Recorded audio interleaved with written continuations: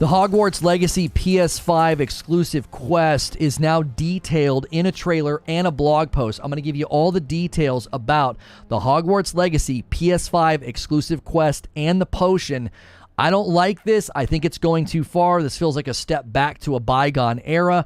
I want to hear from you and what you think. Make sure and hit subscribe and the bell button so you don't miss the live shows. I'll put all my thoughts right at the beginning of the video. I'm also ending the previous stream. I talked about the God of War Ragnarok story trailer, how I believe it has silenced the haters. I'm going to end that stream now and bring those people over. If you like my content, always remember I try to structure it to where you don't have to go searching for my thoughts. They're right at the beginning. That way, the live stream can be enjoyed as a VOD if you want to watch the entire thing, but I do it in the form of an update right here at the beginning. This is a Reforge update. The Hogwarts Legacy PS5 exclusive quest details are here. I'm asking the question, does this go too far? I'm going to give you what the quest details are, what in-game benefits you will get, and how does the PS5 exclusive luck potion work in the game? What does it do? It's in this video. It's a quick update. If you like these quick updates, hit subscribe and the bell button and check out Reforge Gaming where I stream live. So what exactly did Sony say? They blogged about this and said, after we showed the Avada Kedavra in March, many wondered about unforgivable curses, and then a trailer highlighted the Cruciatus curse. You can use Crucio, which is the torture curse, and you can choose, right? You can either do it or not do it. You can have it done to you or not do it. And this is a companion quest line with Sebastian, and it is optional. Okay, they do establish that this is an optional quest. They say Sebastian's companion quest line, like those of Natsai and Poppy, they're entirely optional. It explores an ever-present question about the dark arts. Are they still evil? If they could save a life. When coming up with the theme for this trailer, we knew we wanted to focus on the darker elements of the game. And then they show dialogue options in the blog post. So you're going to have the ability to choose different dialogue options when you engage in these optional quest lines. Now, the PlayStation exclusive quest is the Haunted Hogsmeade Shop. This mysterious quest is built into the core game and can be discovered by any witch or wizard playing on PlayStation. So it's an optional quest, but it's built into the core game. So this isn't like some offshoot random thing you have to go and find. The quest details are that Cassandra Mason has a shop to sell you in Hogsmeade, but all is not as it seems in the rundown establishment. This quest will come with in-game benefits. Here's some details. While I don't want to give too much away about what strange things await players below the shop, overcoming these challenges will reward you with a shop of your own where you can sell items and gear at better rates than anywhere else. And the shopkeeper's cosmetic set, a right proper outfit for the entrepreneurial Hogwarts student. So you get a cosmetic outfit, but you get access to a store that is better than the other stores in the game as far as selling and trading. Also, the pre-order luck potion. This is how it's going to work. Additionally, if you pre-order any PS4 or PS5 version of Hogwarts Legacy, you'll gain access to the Felix Felicius potion recipe. I hope I'm saying that right. This luck potion reveals gear chests on the minimap for one in-game day, giving you a pretty lucky day on your journey as you explore Hogwarts. So one in-game day, you will be able to see chests, gear chests on the minimap. Keep in mind, this is a recipe, so it's ongoing. This is just a recipe, they said. You'll need to make the most of your potion lessons in the Room of Requirement potion stations to brew this bottle of liquid luck. So not only are you getting a quest line that will unlock a store with better rates for selling and buying, you will also get a recipe for a luck potion that you can continue to use and make that will highlight gear chests on your minimap for one in-game day. There's also other versions and pre-order bonuses. By choosing one of the upgraded editions of Hogwarts Legacy, you'll gain access to additional in-game cosmetics, including the only way to get the flying Thestral mount in the game. Digital Deluxe Edition also gets 72 hours of early access and digital cross-gen upgrade, allowing you to upgrade from PS4 to PS5 for free. All pre-orders of the Hogwarts Legacy will also get the Onyx Hippogriff mount.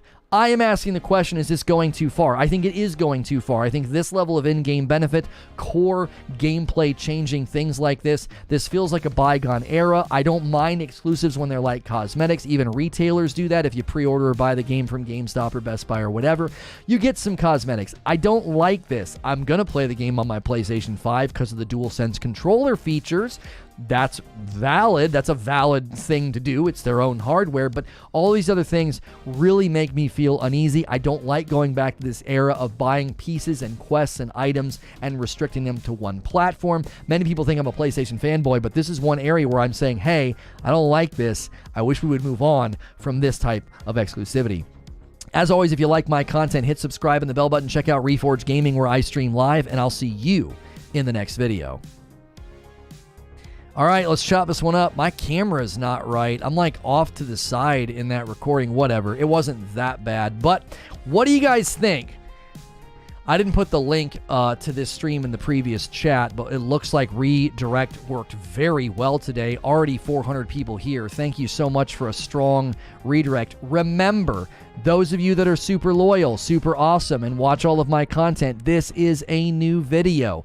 You need to go through the ritual of switching to live chat and smash that like button. We don't even have 100 likes yet, and there's 400 folks here. So I know a lot of you are lurking. Maybe you got me minimized or whatever. Please pull the video up and smash like. It does help us, and it communicates that you enjoy the content, which I would think you do since you're still here. And we are going to be gifting some members. Somebody in the previous stream said if we hit 700 likes, they would gift members, and I said to hold off and wait. I wanted those that were loyal and continued to watch to get those gifteds, and redirects seem to be working a little bit better. They recently did an update to redirects that also seemingly fixed gifted memberships. They seem to be interfering with them. So, is it safe to reward the loyal? Yeah, Bagel, you can do it now. You can do it now because we definitely lost some people in the redirect, so they're less likely to get one. I'm cool with it because I have a PS5. Xbox is better. That's not really the question that we're asking. PS Plus members even get a free NBA 2K pack weekly and some free DLC for different games. Sony does these deals to prioritize their consumers.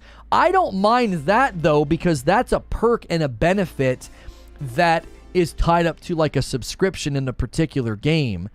Need to go. No worries, Sander. That's not necessarily the same as being like this quest and this recipe and this item is only obtainable on our platform. Like, I'm just not a fan of that. The Hogwarts Legacy PS5 exclusive quest is in the core game, and it gives you access to a better shop than all the other shops in the game. I think that's I don't know. I feel like it's kind of a lame thing to do. Xbox has a perk system also. Yeah, I don't mind a perk system for your subscription funnel to make certain games like rhythmically give you cool stuff or something.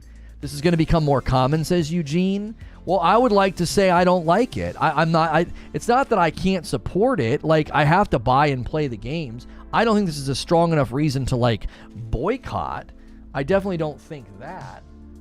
I don't think it's a strong enough reason to like boycott a game. Look, well, don't buy it and don't support it. I had guys getting up my nose about that on my last Hogwarts coverage. They're like, but you're going to buy it? Well, then you're supporting. And I'm like, well, it's not a strong enough dislike to not buy the game. Menacing Mommy says, I think it's okay when it's a single-player game. Any traditional benefits don't give you an edge over others like it would in a multiplayer game. Mind you, I'll be playing this on PC, so it does kind of suck. I can't get the same stuff. Right. I'm not even coming from that angle, Christina. I appreciate the nuance of like, well, it's not a multiplayer game. Yeah, but it's a Harry Potter game. And you don't get access to the luck potion because of the plastic you're playing it on? Yo, Bagel Boss says, hey, let's reward the loyalists. Let's reward the people that stuck around and rode that redirect for the second stream of the day. Thomas Seegers, Fox Hop Smash, Just Jojo, Cryptic Viper, Brady, Perfect Shogun, H. Brownie, an Arabic name I cannot read, CJ Cujo, and Jordan Ward. You guys all got gifted members. We are now 10 members away from 1,600 members. 1,800 is the next big milestone where we'll unlock an emote. Our record on this channel is 1,700 members. We're now about 110 members away from our previous record. You have one platform who wants to give away games dirt cheap. You have another who wants to sell games. You have devs caught in the middle, and this is a potential solution for them to generate more sales. Sorcerer says, I think them making the Quest exclusive to PS5 is going too far. If it's built into the game, I believe they should let it be accessible for all players. The potion should be for all consoles. I hear where you're coming from, Eugene. Like, oh, this is a way to generate sales, way to generate pre-orders, but it just feels like a bygone era where you're slicing up a game and saying, oh, you get this on our platform, not on that platform. And it's like, come on, why are we still doing this? This to me is just a perk. Would I ever buy? I probably not. I don't think it's worth the purchase, especially for the Quest. You don't have to. Jim Ryan is pathetic, whining and complaining about Xbox exclusives and paying $1 million to block Game Pass. Okay, they didn't block Game Pass. That's a lie. They didn't complain about Xbox exclusives. That's a lie. That's not true. He comes pathetic when it comes to things like that. Yeah, be sure to watch my reaction video to Yang Ye's coverage of that situation. None of that is true. There was never millions spent to block Game Pass. That's false. And he didn't complain about Xbox exclusives. That's also false. He expressed concern about Call of Duty. And wait till you see the logic bombs I drop in my video responding and reacting to Yang Ye's video. It's just, everyone's missing the forest for the trees in that discussion. I can't wait to see Xbox do this with the next highly anticipated game, and then the other side complain and attribute it to trying to drive pre-orders.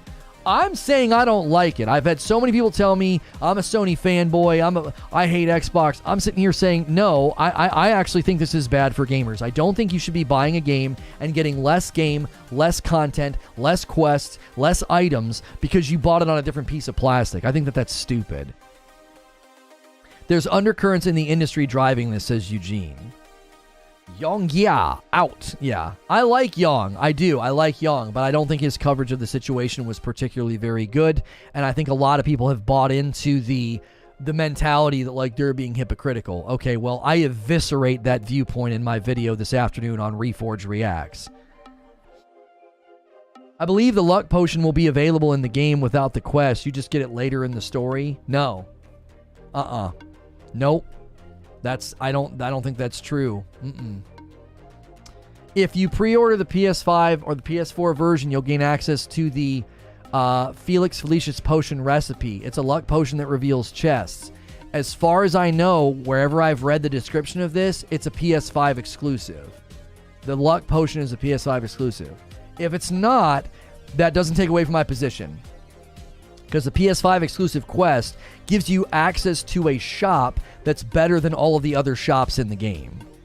You get better rates in the shop that's a PS5 exclusive shop. I hope you're right about the luck potion, because that's like Harry Potter lore. It's central to a Harry Potter book and movie, so I'm not okay with that. It's like, hey, wait a minute.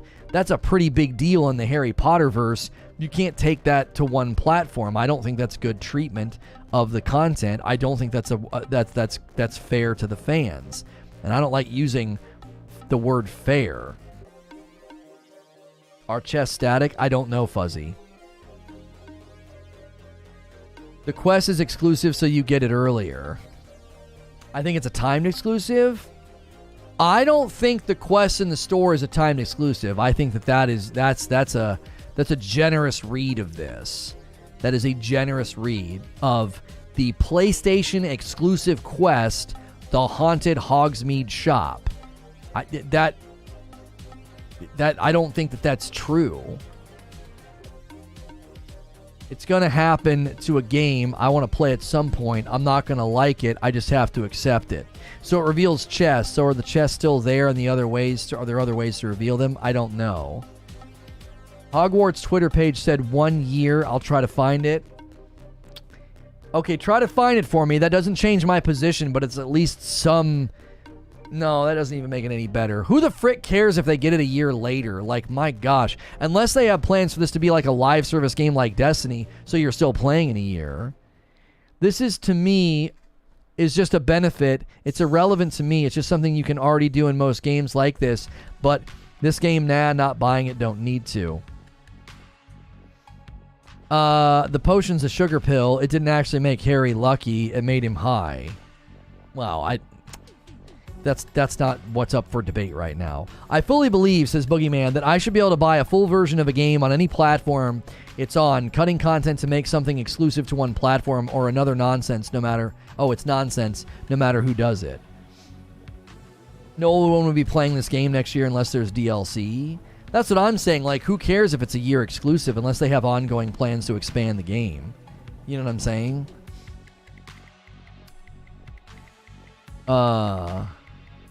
If Call of Duty would become exclusive to Microsoft or PC, does anyone here think that'd be bad or be okay with it? Yeah, Andrew, that's like a total side issue that we don't want to talk about. That's a huge distraction. If you want my thoughts on Call of Duty going exclusive, either watch my previous coverage on it or stick around. I have a reaction video that we will go over to today and watch together, me reacting to Young Yeah about that situation. The Quest is a timed exclusive. The Haunted Hogsmeade Shop Quest is exclusive to PlayStation consoles through February 10th of 2024.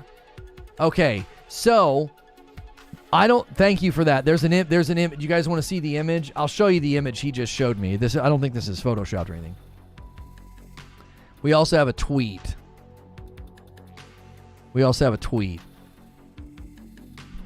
This is in the trailer. I didn't see it. I guess this is in the trailer. PS4 vertical stand sold separately. The Haunted Hogsmeade Shop Quest is exclusive to PlayStation consoles through February 10th, 2024. This doesn't change my mind, by the way. Completion of the Hogsmeade Quest is the only way to receive the in-game Hogsmeade Shop. It's exclusive through February 10th. So Hogwarts Legacy also tweeted that. I listen to me. That doesn't make it any better.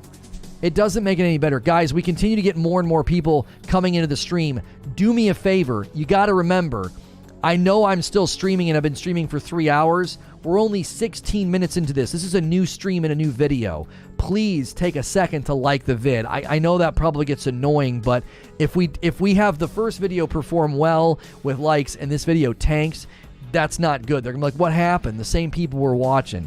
Sadly, we have to draw attention to that and ask you to do it because we do multiple shows a day. No, it doesn't make it better. Yeah, it doesn't make it any better. It doesn't make it any better because, number one, that means you'd have to basically have a reason to go back and play the game again, essentially starting over. Number two, is the game ongoing? Is there some sort of live service aspect where, like, that would be meaningful? Even if they do that, that just feels like when they did that to Destiny, and it was, like, super annoying. You mean fighting Voldemort? No, Voldemort is not around yet at this point. This is a prequel, so that wouldn't fit in the timeline. I like I said, in my mind, this feels like a bygone era. This feels like a step back. This feels like that, oh wow, you guys are going to slice up a game and I can't get everything unless I'm on that platform. Oh, I can get it in a year? Who cares in a year? You know what I'm saying? That's usually my response, is who on earth is going to care a year from now to get access to this shop or the potion or whatever? The dev has to know that every fan on every other platform is going to come into the game a little disappointed now. I hope it was a giant check. Yeah, it's like 150 years or so prior to the events of Harry Potter. Insomniac Twitter just announced 2 special quests for their games, I guess. Insomniac makes games just for their... What are you talking about? Theo23 says, this is an awful practice. I got a PS5 and I feel bad for everybody else. However, I intend to play this game as is and will not download the exclusive stuff.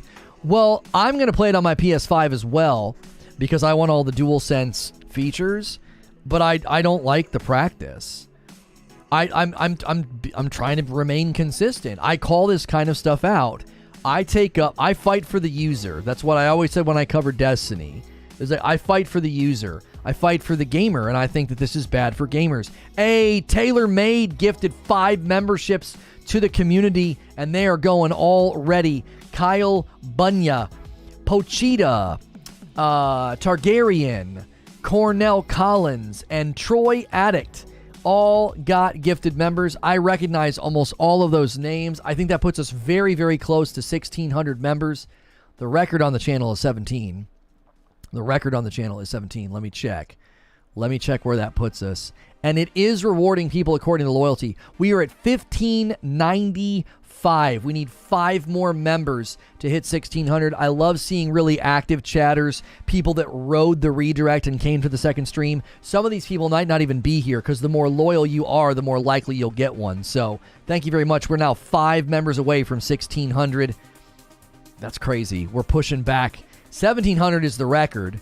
That's our record. 1800 is our next emote unlock, and then 2000 is the big stretch goal. Zubair says, Warner Brothers should have protected the Harry Potter fans and not accepted this deal. That's my position on this. And Eugene says that's where I land too.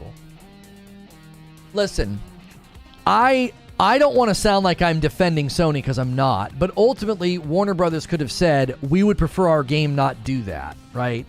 I think it's extremely difficult for them to have any leverage in that debate and discussion when PlayStation is negotiating and handling the marketing contract.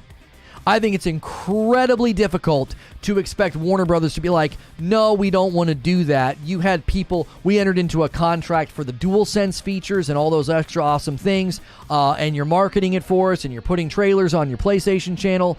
I think it's difficult for them to have negotiating power in that deal.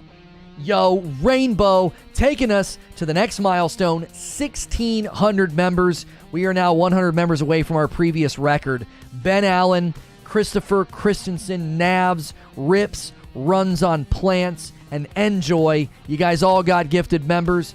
Boom. We hit the next milestone of 1,600. Now we got to shoot for 17. Let's get to the previous record and then shoot for 18 and unlock an emote. We can do it. We can totally do it. That's like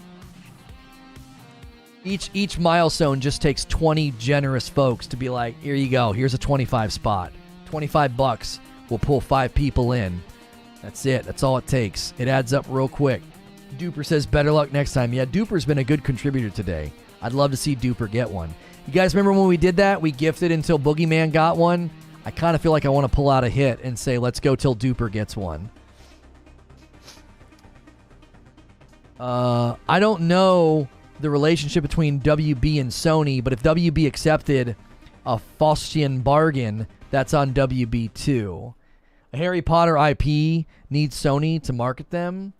I'm not saying they need Eugene, but Sony marketing your game, that's a lot of negotiating power that Sony has. Should we compare how these trailers perform on the various places? Like the official Hogwarts channel versus the official Hogwarts channel versus the PlayStation channel? Like the PlayStation trailer and State of Play has 2 million views. The same State of Play has 800,000 views. Oh, I'm sorry, that's PlayStation's subtitled version. Hang on, let me go to Hogwarts channel. Hogwarts channel doesn't even have 100,000 subscribers, bro. Like, their first official trailer has 1.5 million views. The rest of their videos are barely cracking over 500,000 views. Yes, I don't think you can underestimate the negotiating power of PlayStation with their YouTube presence and their marketing footprint. Harry Potter needs help in the gaming space. Sure. Tapping in to it's like a huge tag team. We're Harry Potter. We got huge pull, and PlayStation's like, yeah, we have 14 million subscribers to our YouTube channel. Harry Potter IP doesn't have the punch it once had. Look at the revenue for the new movies. Sony definitely helped push it. I'm not saying it doesn't help. I push back against the idea that WB is in some helpless company with no bargaining power. I didn't say that they don't have bargaining power. I said that Sony has bargaining power in the equation, which likely made it difficult for Warner Brothers to be like, well, no, we don't want to do that. Sony, it's a symbiotic relationship, right? Sony looks at Harry Potter and says, that's an IP worth investing in. Let's do DualSense controller features. Let's try to get the marketing contract. And they bring all that to the table, right? We're going to research, we're going to do stuff, we're going to do tech-specific things with DualSense. We'll put out trailers. This is the kind of exposure we can bring to the table. And this is what we want in return. We want a quest, we want item, we want cosmetics. And Hogwarts Legacy is looking at him saying, they're bringing a lot to the table, man. Imagine thinking WB is going to do the right thing for their fans. Have you seen Wonder Woman 84? A 6-month milestone from Joe Vivian. Afternoon chat. I'd rather buy this on PC, but seeing the exclusive content on the PS5 makes me pause, which is what they want. Right, they want you to consider buying it on the PS5. Exactly. Bruh, quit clickbaiting. How am I clickbaiting? There's a Hogwarts Legacy PS5 exclusive quest, and I'm arguing that I think it goes too far. Do you have trouble reading, or is this just your first day on YouTube? What if the Sony money made the game better for everyone? Whataboutism? I don't care about that. That doesn't affect my principled stance on it. The potential reality that Sony wrote a fat enough check that it made the game better and that benefits Xbox people indirectly and Harry Potter fans indirectly, blah. I'm not compelled. The bro thinks you got gameplay of a game that ain't out. I didn't put that in the thumbnail or the title. The thumbnail and the title, it doesn't say that. It says Hogwarts Legacy PS5 exclusive quest was revealed during Sony State of Play. It shows a very darker side of Hogwarts Legacy gameplay that we will experience. And then the thumbnail says Hogwarts Legacy exclusives going too far. That if you project onto a thumbnail and title and can't be bothered to take 5 seconds to read, you clickbaited yourself. You played yourself. I gave you ample information in title and thumb to not get clickbaited. That's on you.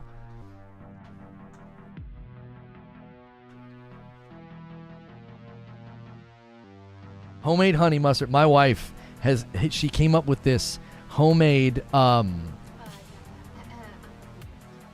Pinterest air fried chicken fingers, and then she made homemade honey mustard, and then she also air fried a pickle for me. Oh, that's a bit messy. It's fine. Where do we as gamers or consumers draw the line if the practice is a thing now and something that'll continue into the future? Right, like, this is the challenge. Okay? This is the challenge. I don't like it, but my dislike for it isn't strong enough to make me not purchase the game. Does that make sense? I don't think the practice is that insidious or poisonous, or I don't think it's that acidic on the content and the value and like consumer satisfaction. Do you know what I'm saying? That's the challenge. I'm kind of saying, hey, I don't really like that. Can you not do that? This feels like a bygone era. This feels like an outdated practice. But that's about all I can do because I don't think it's that serious. I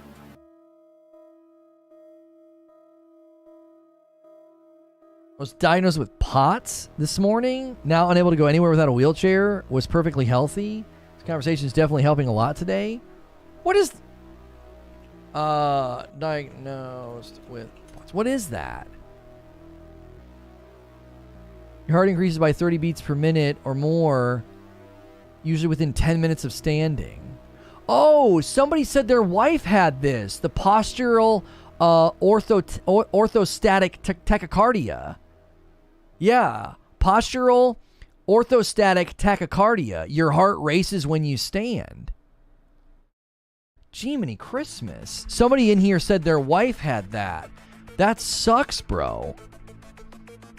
The console war is over. The content war has begun. And this is what I expect out of the content wars. Oh, you got it after that. I wonder if I have like that at like a low... No, because I take a mile-long walk and I feel better. That's not what's been going on with me. Mine comes from getting angry and yelling. Yelling seems to trigger mine. Like, it's like an oxygen thing for me. When I expel a lot of oxygen and anger, it triggers me. I also have residual anger, and I associate yelling and raising my voice with feeling under threat. I pieced that one together during a soccer game. I was like yelling in a nice way, like, go, scoot up. And all of a sudden I felt it happening. And now that I know that, and I'm like addressing the residual anger, it's kind of going away. Your situation obviously sounds just really, really unfortunate and sad, but it doesn't mean you can't deal with it, right? You can do it. You don't have to like it. You got to live with it. Doesn't mean you got to like it, though. That was something that my therapist said to me that helped me out massively. This is it. This is the cards you were dealt, you know? You don't have to like it, but you got to learn to live with it. You can still flourish as a person and live a great life and dislike it heavily. You're allowed to dislike it. You have space to do that.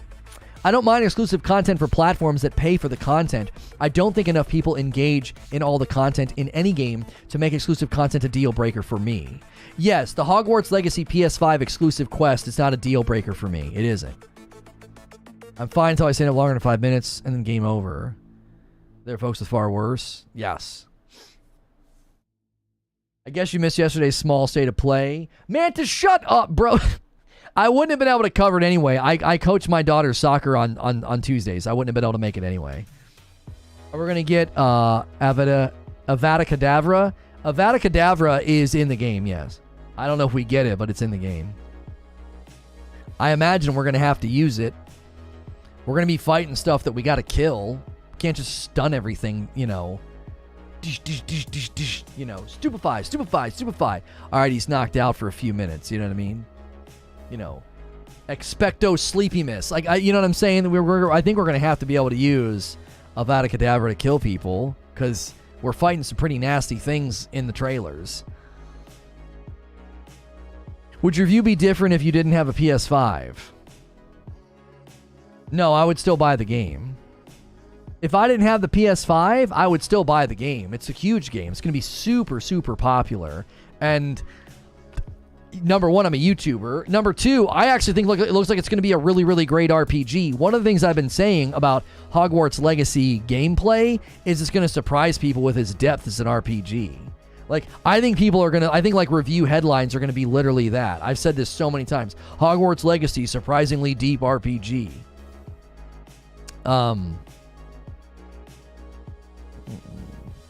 Okay. YouTube support just replying and saying, hey, we're glad everything's working now. Gifted members are working again, and we hit 1,600 today. Next goal is 1,700. Help us get there. Terry on Xbox 2. Oh, Hogwarts Legacy's everywhere. We don't have a Nintendo Switch release date, but the Hogwarts Legacy release date has been revealed, and the Switch release date hasn't been revealed yet, but it's going to be on every single platform, yeah.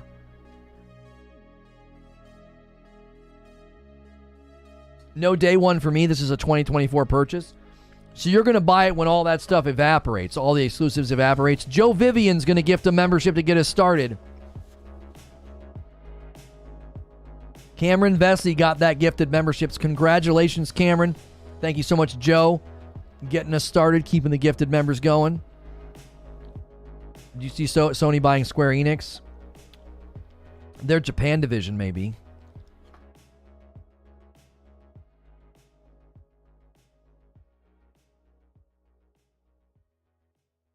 Eugene says, I don't know how to say it without charged words. One platform is trying to build themselves as the bargain. The other is the premium. The premium will seek to buy premium stuff.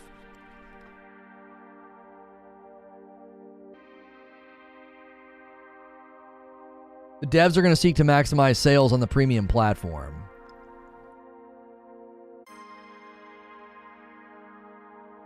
Yeah, I agree with what Eugene is saying.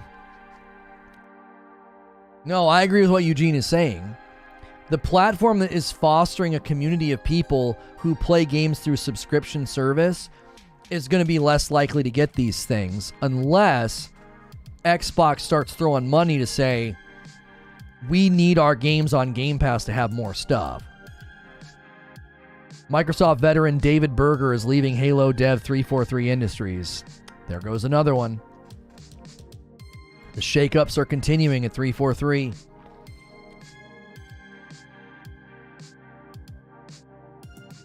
How do we turn PlayStation having exclusives turning into a crap on Xbox moment? Abe, you're putting that energy out there. Eugene is not. Eugene literally says he's not trying to use charged language. He's saying that developers are going to look at the platform that's considered the premium platform of driving sales and a platform that drives subscription, and they're going to be like, let's maximize sales on the platform where people spend more money. I don't think that's an unfair analysis of the situation. Think about it. Does it benefit Hogwarts to put a bunch of excellent stuff in their game for people who play it on Game Pass? I don't even think it's available on Game Pass, is it? Is Hogwarts on Game Pass? I don't think it is. Let's imagine that it is. Does it benefit Hogwarts to have perks and benefits in their game on Game Pass? No. It benefits them to have perks and benefits in their game on the platform where if you buy it over here, you get the stuff. Don't you see? The developers are going to have a vested interest in doing what Eugene is saying. Let's put the purchase-driving content on the platform where people are going to purchase the game. If it's not on Game Pass, this is a non-starter. It's not a non-starter. Eugene is making a prediction about what devs will do in the future. He's saying this is going to consistently happen.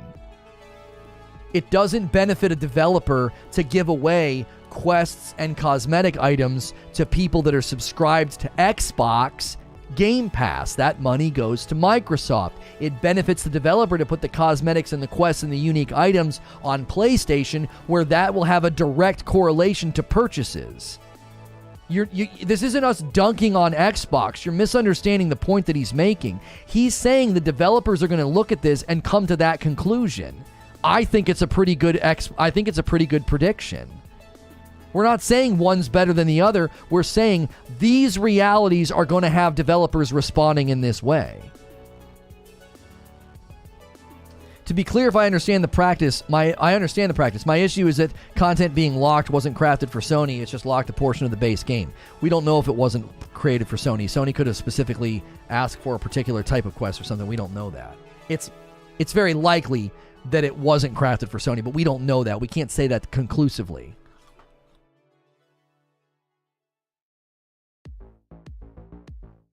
What about the PC user? That platform is the biggest of all. Maybe not for Harry Potter, it's not. I don't know.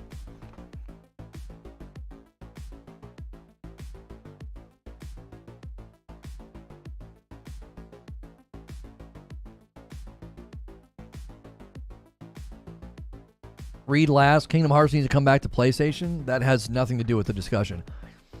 Listen. Mo says folks are buying it on Xbox. It's not on Game Pass, so it doesn't matter at all.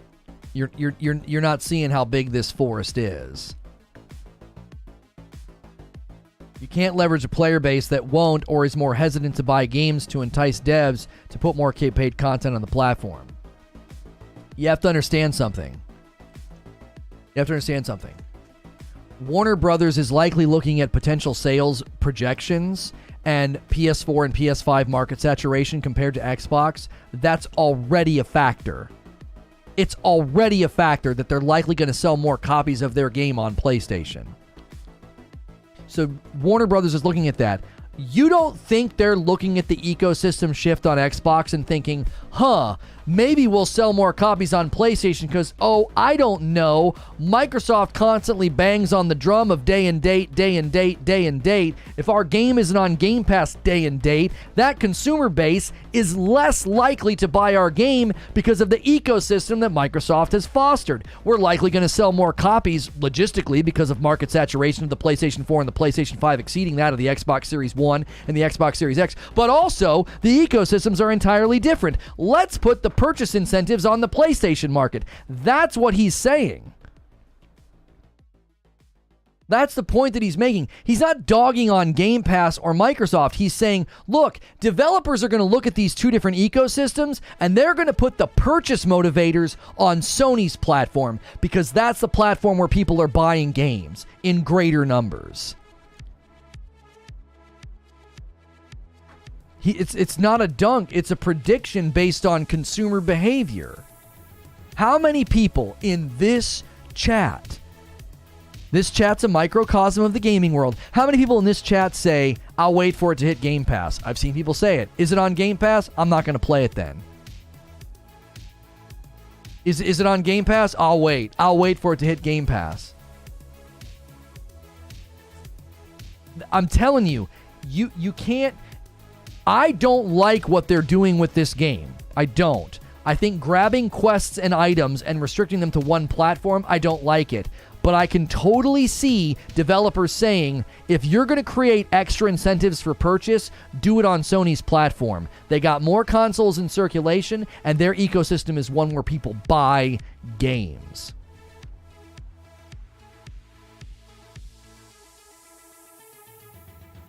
Kyle says, I 100% already catch myself immediately asking, is this on Game Pass? Not a great mindset. Listen, developers are going to hate what I'm about to say. They're going to hate this.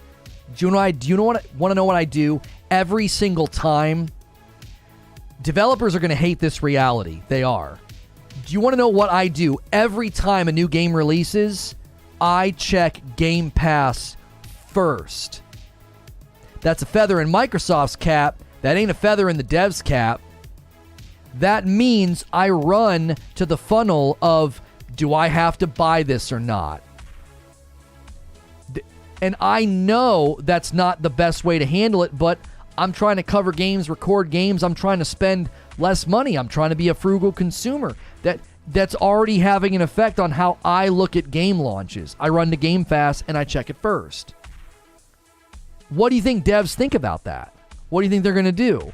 Well, we're going to make this mission. This is a great purchase incentive. Where should we put it? Put it on the platform where people are in a greater habit of buying the games at full price when they launch.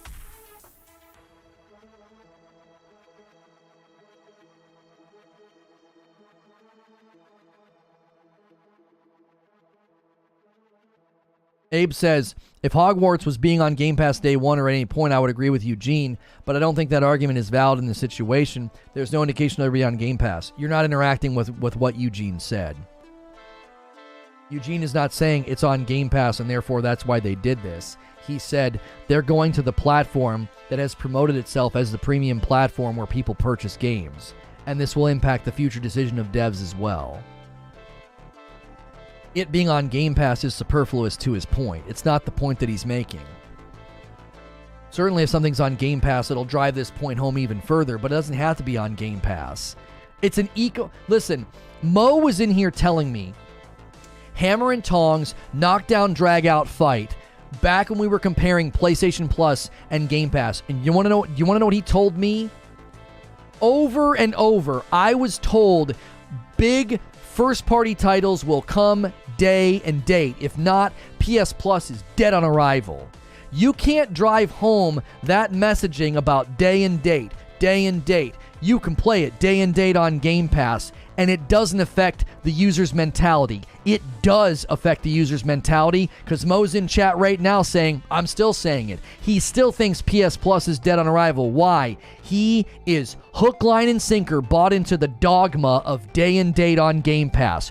What do you think that's doing to the consumer base at large in the Microsoft ecosystem? If something lands on that platform and it's not on Game Pass day and date, there is a section and a subset of that consumer base that will not buy that game. And devs are paying attention. So, you're upset that Warner Brothers put purchase incentives on the PlayStation ecosystem, you better get used to it. I think Eugene is right. I think the Hogwarts Legacy PS5 exclusive quest is just the beginning. These are the reverberations of when you create an ecosystem that is completely at odds with what people have done for the last 20 years. And developers are paying attention.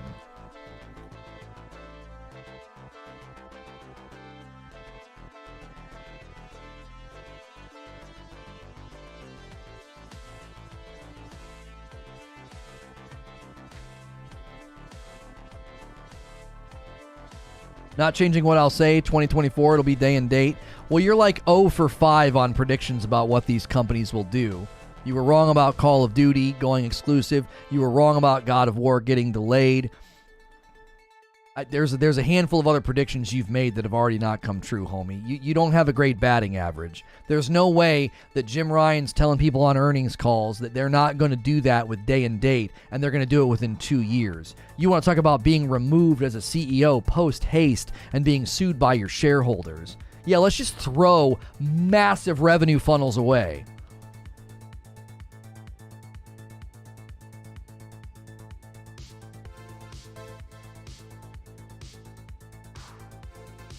I'm not wrong about Call of Duty.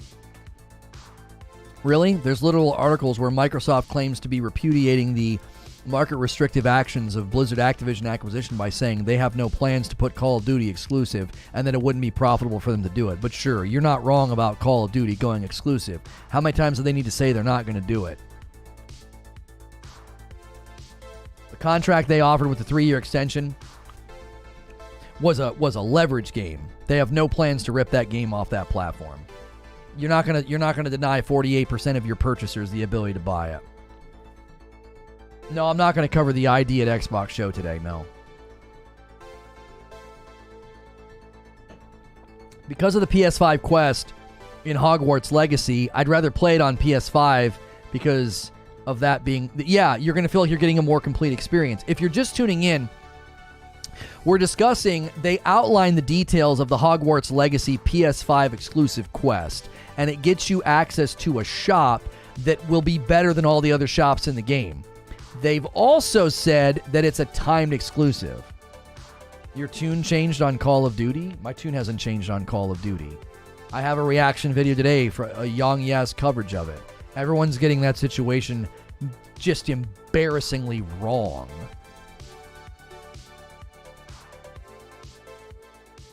Not profitable right away. The 3-year extension is to give them time. No, the 3-year extension is because around that time they'll be getting ready to circulate the next generation of consoles, and they want to be able to renegotiate to make it a more profitable deal. They want to be able to make more money off of Call of Duty on that freaking platform because PlayStation makes up 48% of their buying power. If you think in 3 years' time, Microsoft's current sales projections are nowhere near PS5's, by the way, you think they're going to be able to turn the tide of a 48% purchasing habit. You're kidding yourself. You're kidding yourself. Microsoft will not turn their back on that revenue. You were embarrassingly wrong. That's an assertion, not an argument. Feel free to make an argument of how I was wrong about that. Since Microsoft agrees with me, the regulators in the UK agree with me, I'm in pretty good company. So how was I embarrassingly wrong? Like, you're going to defend Microsoft in this capacity when all of their public commentary about it is in full agreement with my commentary on it. So that's kind of a checkmate. Well, how am I wrong when Microsoft agrees with my framing of it?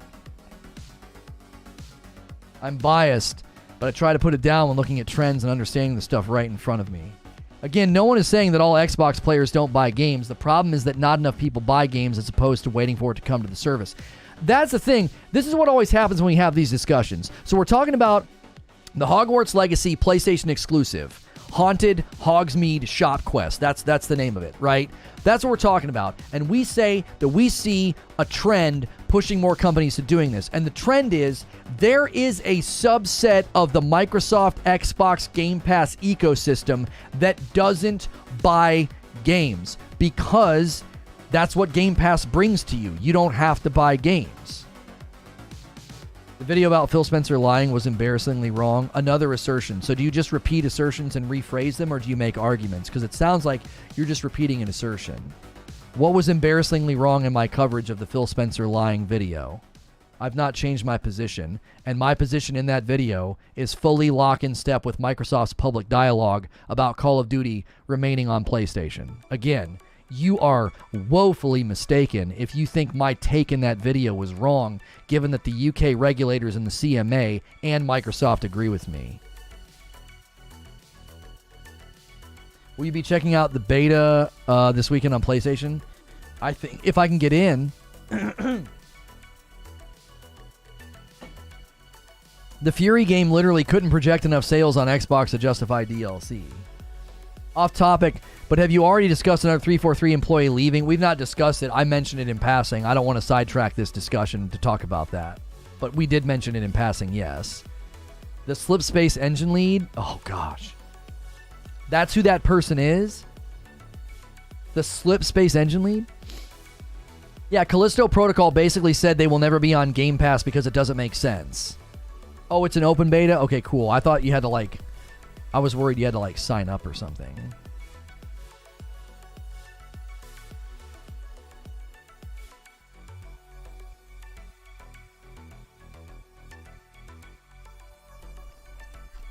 Kyle says, what creature said? I'm an Xbox player. I haven't purchased a game on Xbox all year. My PS5 is a different story. Oh, you have to pre-order the game on PlayStation to get access? I'll do that. I'll probably just do it to record gameplay and stop. I won't have a lot of time to play, like hooking up with players and stuff. Oh, he was the director of engineering. Yeah, Kyle says, what creature said? I'm an Xbox player. I haven't purchased a game on Xbox all year. My PS5 is a different story. Call of Duty beta. So what's the story behind Hogwarts exactly? You're a fifth-year student. You're transferring into Hogwarts Legacy. And you are... What are we doing in the game? I don't know if there's like a big bad. I think we're just like trying to grow as a student and learning things and venturing out and fighting baddies. I don't know if there's like a big bad in the trailers. From where though? There's multiple schools of wizardry in the wizarding world of Harry Potter, and we come from one of them. This guy helped ship Halo 4, Halo 5, and Halo Infinite, including leading development of the Slipspace engine used for the most recent series entry. He was leading the development of the engine, and he's left. Jiminy Christmas.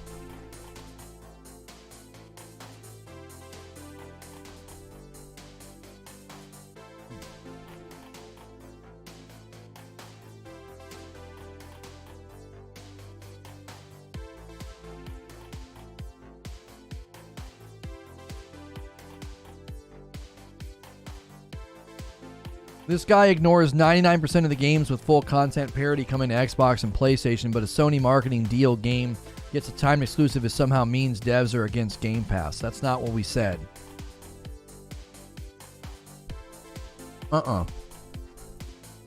That's a misrepresentation of the prediction.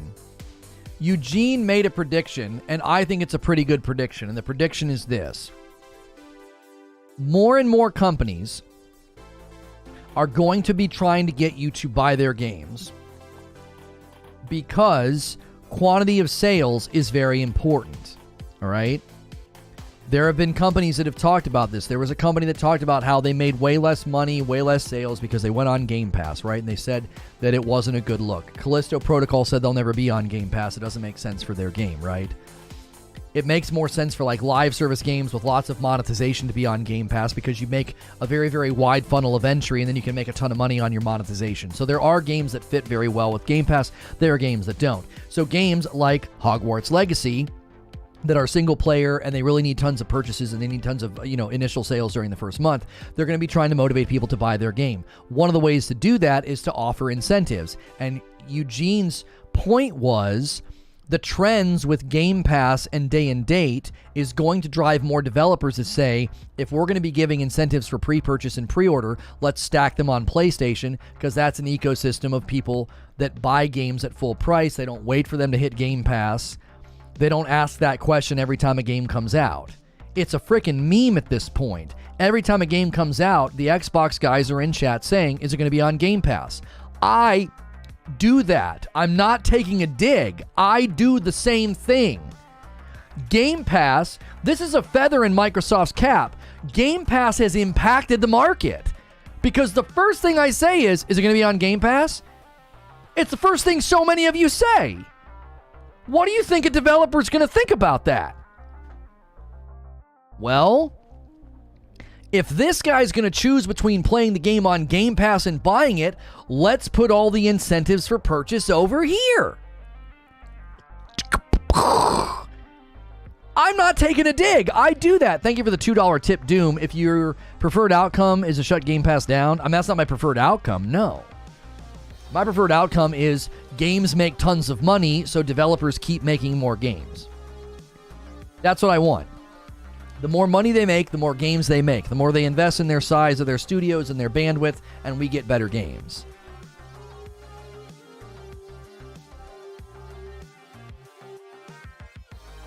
Do the games on Game Pass have a higher tendency to have microtransactions? No, they don't, Dan, but I think that's the best fit.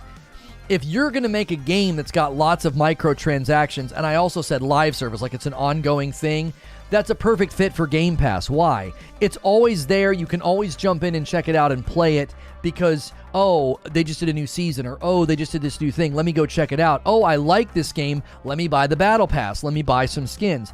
Game Pass can actually be a very good fit for the right game. It can be. Outriders released on Game Pass. I didn't buy the game, but I bought the DLC. Right. You can have big comeback moments like that, and then it's really easy for somebody to be like, hey, is the game any good now? I heard they just updated it, fixed it, added content. I'll check it out on Game Pass. Oh, I like this. Let me buy the DLC. There are games and situations that will fit very well for Game Pass, but the wait for it to be on Game Pass impact, Sean is saying it's a real thing. It's the same thing process that movie theaters were worried about when VHS came and the new tech. Same human thinking. Right, I'll just wait and rent it. I'll just wait and do this. I'll just wait and do whatever. Plague Tale's day one on Game Pass single player. Okay, you have to understand something. When we predict a trend, you can't pick one game and act like, checkmate, proved you wrong. Like, Plague Tale coming to Game Pass day one as single player doesn't refute or repudiate the potential trend of developers doing this, either avoiding Game Pass or, let's say Plague Tale hits day one on Game Pass, but they also want to sell copies of the game on the PlayStation 5. That's a game where they could offer perks and benefits that you can only get on PS5. Now, I don't think that's going to happen with Plague Tale Requiem because I believe Xbox is in the marketing contract for that game. They're the one promoting it and putting the trailers out and putting their logo on it, so that's pretty unlikely. So the point is, you can add up all of the single-player games that Game Pass is getting. You're not engaging with the prediction that he's making. Is that the future war for content and purchases is going to slowly, you're going to start see games saying, hey, if you buy our game on PlayStation, you get extra stuff. You can play it day one on Game Pass. Awesome. Enjoy our game. But if you buy it over here, we've got incentives to give you, and then you're going to have people like me who own both systems. You have people that say, ooh, I get more stuff over there. That's the prediction that Eugene is making. We're not saying that it's happening right now. We're saying this could be something that happens.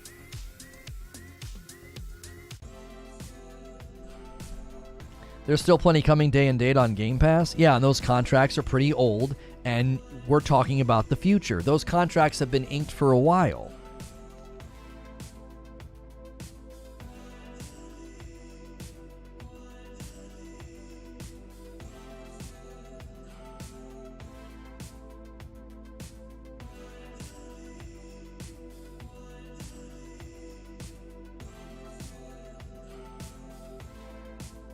Now, what Noodles just said, what Noodles just put in chat is probably the 900 IQ play, right? If you purchase the game, you get all this dope stuff. So if you play it on Game Pass, you don't get all that extra dope stuff. Now, Sony would probably have a problem with that. Sony would probably say, wait a minute, no, if you're going to put exclusive content for purchase on our platform, we don't want it over there, right? The developer would have to have a lot of negotiating power to say, hey, Xbox, we would like to offer incentives for people to purchase the game that they won't get if they play it on Game Pass. Game Pass's big thing is play it day one on Game Pass, like the full game. That would be at odds with Microsoft's marketing campaign for Game Pass, so Microsoft would likely say no to that deal. It could be a 900 IQ play to be like, hey, you can play the game for free, but if you want all this extra dope, awesome stuff, you got to buy the game at full price, and then people that really, really like it would end up doing it. I think Noodles would be right on some games. Yeah, there might be some games that do that. They say, listen, we're giving you the game for free on Game Pass. Just play it and enjoy it. But if you want all this extra goodies, man, you got to buy the full game.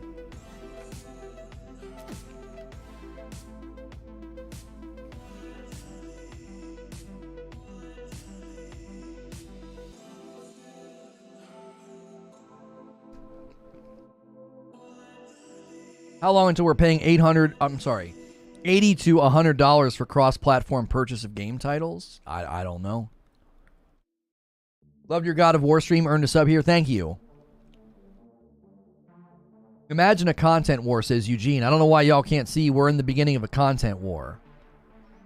Yeah, we're in the beginning of a content war. You have companies like Microsoft buying up Blizzard, Activision, and Bethesda. You have Sony buying up Bungie and wanting to do a live service push to get 10 live service games. Sony has changed their strategy dramatically. They've changed their strategy dramatically. They've all but said their 10 live service games are going to be multi-platform. That's huge. There's going to be first-party Sony titles that are theirs, that they own. It's their live service game, and it'll be everywhere. They're pushing their games to PC. Like, there's big shifts happening. It's more of a content war than a console war. They want all the content.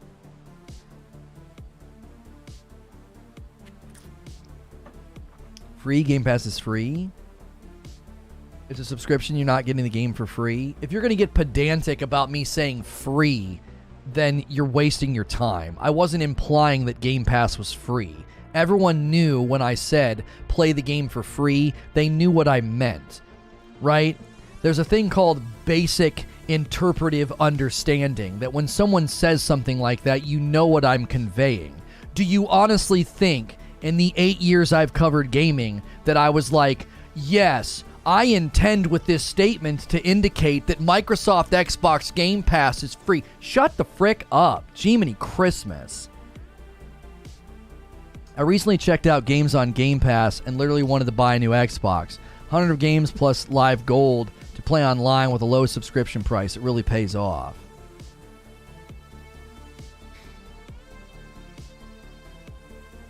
Duper says, humans absolutely love free stuff as well as free games. It fires of specific parts of the brain that pulls in the person.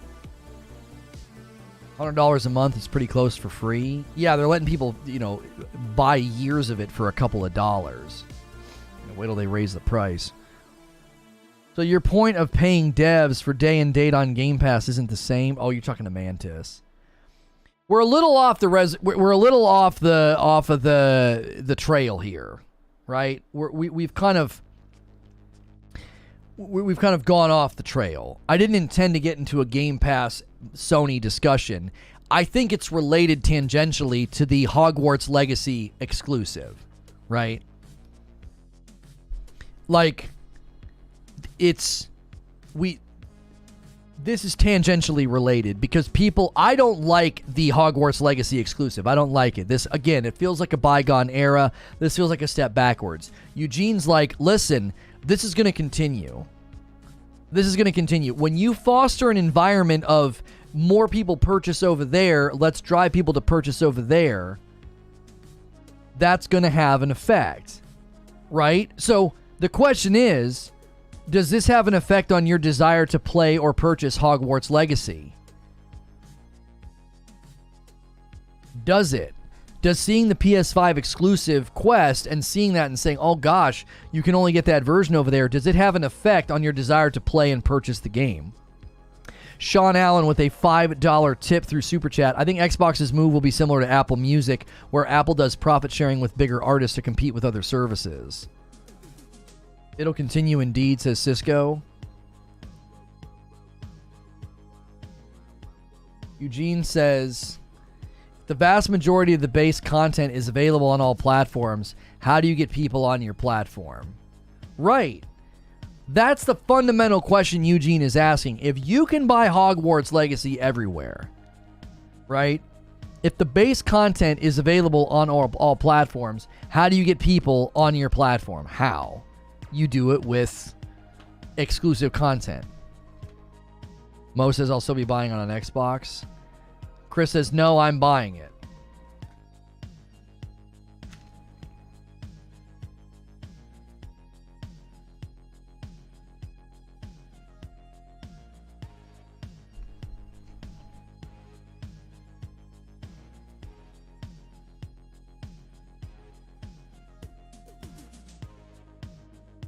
Chris Hurst is agreeing with Eugene. He says content control was always going to happen.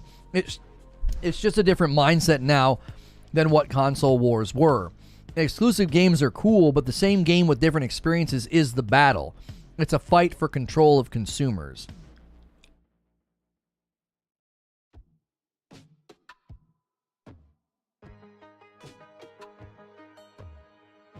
Anyone looking forward to Hogwarts is obviously upset by the deal, though PS5 will still be available that exclusive content through the exclusive content deal. Yo, it's good, MGene. Guys, thank you so much for supporting this second stream. We just passed the 1 hour mark, and there's something really strange happening where we get about an hour into our second stream, and then I don't know what YouTube's doing, but the first stream's a banger, and second stream, we can't really, for whatever reason, we can't carry beyond that first hour very strong. Help me out with that. Let's maybe try and turn this thing around. We're having a great conversation. There's tons of people here, but I'm looking on the back end thinking, let's hit 300 likes. Maybe do some gifted members because we are at that 1 hour mark. We only need 27 more likes. Subscribing is totally free. If you enjoy my content and you're here regularly, consider clicking the join button and spending $5 and getting a month worth of access to our Discord only, our members only Discord and our members only content and talk shows, right?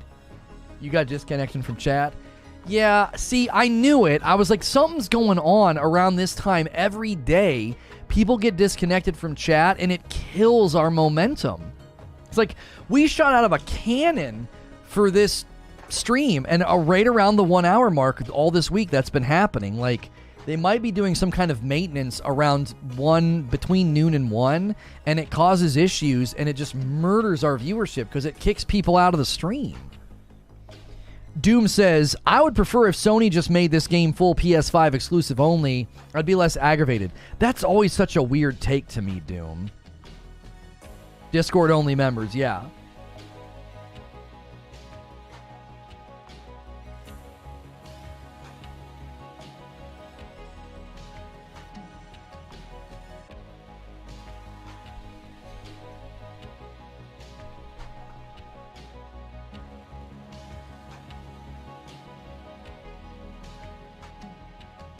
Mike says, it doesn't impact me with Hogwarts Legacy, the exclusive stuff. Because, like you, I wanted to get it anyways, even before I found out about the controller features, the potion recipe, and the mission. I've been pumped for an open-world Harry Potter game since I was 12. Lil Kerr says, just what Eugene said before, I agree 100%. Also, all games on Game Pass are run on contracts. Well, yeah, that's why they're there.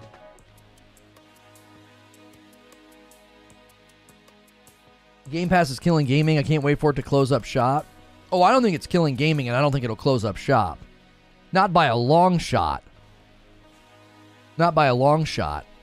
Yo, an 8-month milestone from my man Robert. Can you expand on why you don't like exclusive content, but you're okay with console exclusive games? Sure. There's a giant difference between a company saying, we would like to buy this developer and invest heavily into this IP. Guerrilla, Horizon Forbidden West. Insomniac with Spider-Man. Santa Monica, God of War. Okay? That's a one-to-one investment in their platform and their consumer base. That, to me, is wholly different than saying, oh, hey, that game that's launching everywhere, we would like to buy a piece of that game. So only our people can get it. I feel like it's completely different. And I think all it does, okay, I argued this same thing in Destiny when I covered Destiny. I didn't like it then. I don't like it now. All it does is withhold an experience from people based on the plastic they're playing on. I don't like that. Not a fan of that. You're diminishing someone's experience based purely on where they decide to play. Now, when I look at it through the business optics of how do we get people to buy the game on our platform when the thing's available everywhere, it makes perfectly good sense. But that doesn't mean I have to like it. Right? Like, I didn't like it when Disney decided to yank all of the Marvel stuff off of Netflix, and now I had to buy another subscription service if I wanted to watch Marvel stuff. I didn't like it. I understood it from a business optics. This is, in my mind, worse because you're taking a game that is going to be available everywhere, and you're basically like, it would be like removing episodes of a season or something. Like one episode, right? Yeah, we have a short pilot episode that you can only watch on our platform or something. That'd be irritating. Like, well, are you launching it everywhere or not?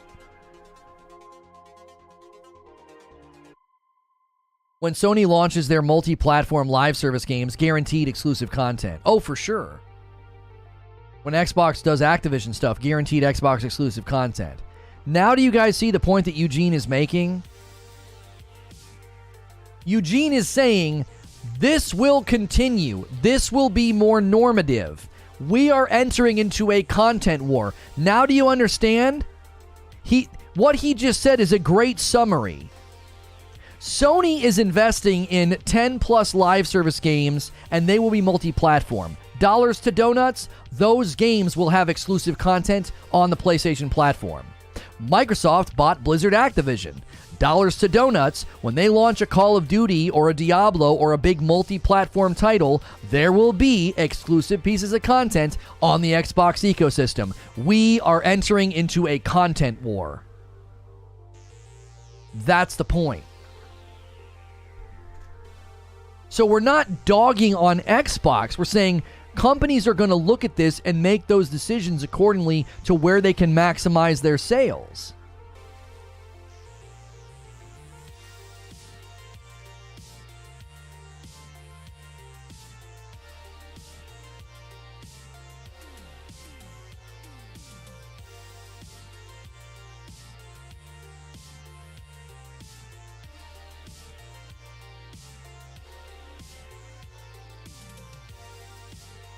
Why aren't you watching the Xbox showcase? Because Xbox is dying painfully slow?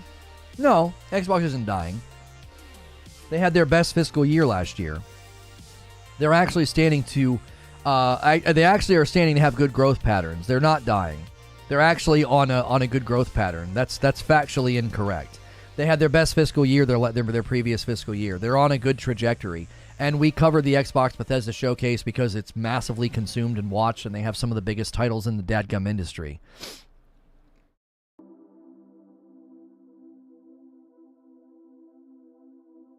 Eugene says, I never said it's good or bad. I don't like the idea, but you have to get used to it.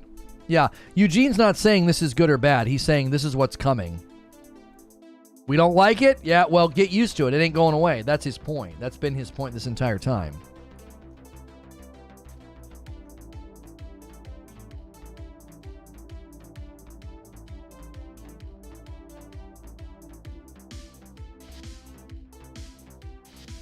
The Microsoft showcase at 2 a.m., 5 a.m., is the one at the Tokyo Game Show. It's 5 a.m. on Thursday.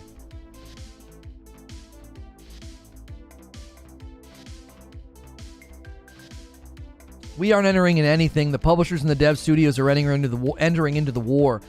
We're either bystanders or participants by our choosing, but nothing we do is going to derail the train. I'm talking about the live show right now because no one cares. No, you're drawing a false conclusion. You're doing what's called a non sequitur, right? It does not follow that because I'm not covering an indie showcase that Microsoft or Xbox is dying. What you said is not credible based on their fiscal growth and how well the platform has been doing. They're not dying. Me not watching an indie showcase is not evidence of Xbox dying. What you said is unfounded.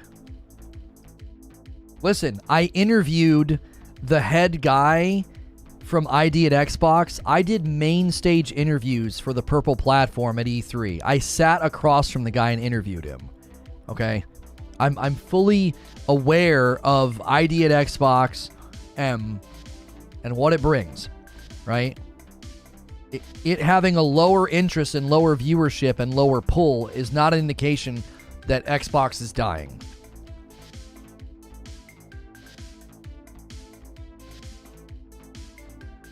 We need chat commands to drop logical fallacies so people can understand what you're telling them. Yeah, we need one for like non sequitur.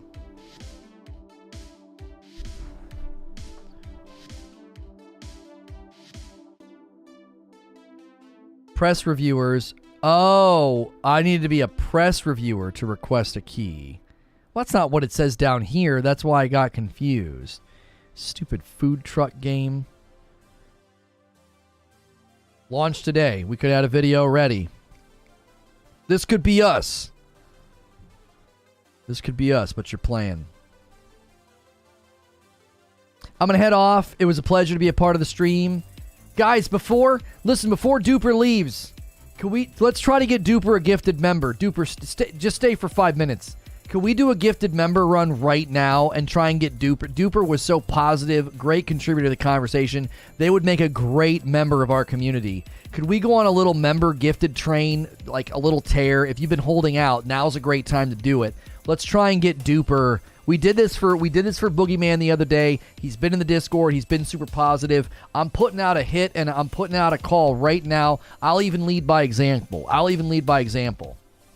right, yeah, I want to see Bower Socks get one too. You don't have to. I'm going to lead by example. I'm going to start us off, right? I'm going to do a 5 spot myself. A bunch of you right now. It's $25. Do a 5 spot. Let's get some 5 gifteds going. I want to see Bower Socks get one. I want to see Duper get one, right? There we go. Let's see it. East Coast Overlord with a $20 super chat tip. Curious about your opinion. He got it. I call my shots. Duper was the first one to get one from my bunch. Duper, get in our members only Discord. I call my shots. A $20 tip from East Coast Overlord. Curious about your opinion. Sony releasing games on PC is a tactical move. PC gamers aren't likely to swap to console. Microsoft's already cross-platform. Sony releasing their games here keeps me off their hardware. Yeah, but live service games are going to flourish better. They're going to flourish better multi-platform, homie. You know what I'm saying? Like, they basically said that's how live service games are going to flourish. They got to be multi-platform. The other people that got gifted members was Matt Peretta, Stick Like Weapon, Nakes B, and MJ. And then Poopsat gifted 5 members. Jared Olson. Oh, Poet Anderson got one. He's been around for a long time. Romy Van Cleef, Mighty Healthy, and Mark Batello. Guys, thank you so much. Now I'm calling out a hit on Bower Socks. Go. I want you guys to gift until Bower Socks get one. Let's do that next.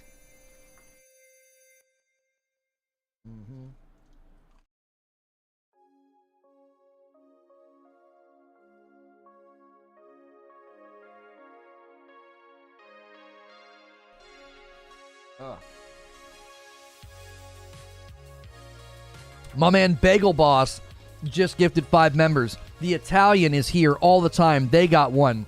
William McLansborough got one. Thunderhawk. Kemper Crawley is here a lot. Josh McGill. You guys all got gifted members. My wife air fried a pickle. I don't think I like it. She air fried these chicken fingers that were like perfect.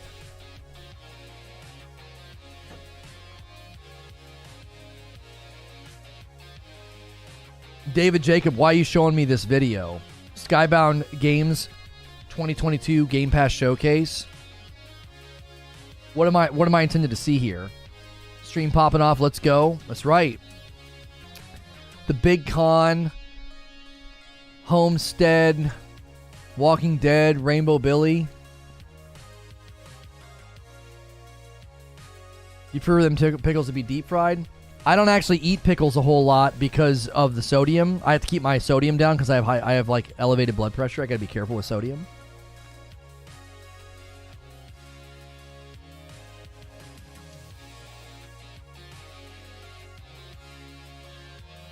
I'll try it with the honey mustard. Yo, good night, Duper. That always makes me feel good. That always makes me feel good. It was breaded. It was bready, Christina. No, the chicken fingers she made are like better than ones that you can buy at a restaurant. They're so good.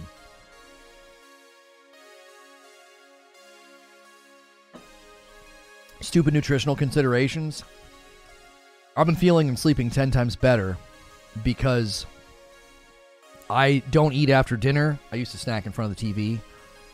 Even low sodium snacks, maybe have a beer or two. Don't do that now. I sleep better. I feel better.